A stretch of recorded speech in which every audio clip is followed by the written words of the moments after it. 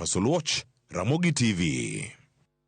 Skunde sekondar ma jopuonjre somo to dok dala kata day school mani kar chung'od bura ma Alego Usonga biro kawo omenda ma ok tin ne 2,000 e tam ka tam.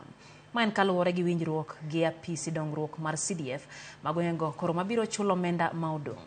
Romo kinda apisas mag CDF kotene kod jaod bura Samwel Atandi kaachiel kod jotend skunde 47 ma jopuonjre somo to dok e dala e gwengego wacho ni winjruogno chakore mapiyo mondo mi ores jopuonjre ma iduoko dala ne wach omenda mag somo. Kano loso gi jofwambe romo mane obagi skul sekondar Masia Township, Atandi wacho ni CDF biro chulo gowi mar 8,000 e wi japuonjre ka japuonjre higa ka higa, ma bende biro weyo jonyuol kod chulo mana omenda maromo Sh6,000 higa ka higa.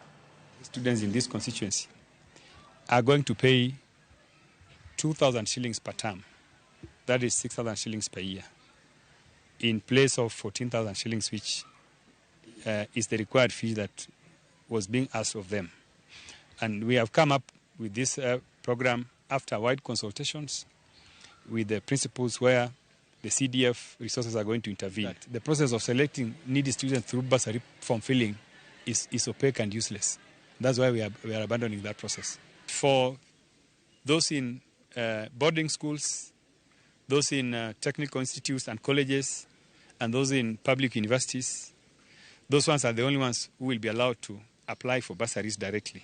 But the day scholars, their bursary application process will be guided by the principals from the schools. Our parents have had a challenge in fee payment. So the amount he has supported the schools with will go a long way in supporting our learners, and also the principals meet their obligations. Also, the 6,000 is affordable for parents, and we call upon all our parents to make arrangements to make the payments done so that our bills are paid in time and our services are offered as required.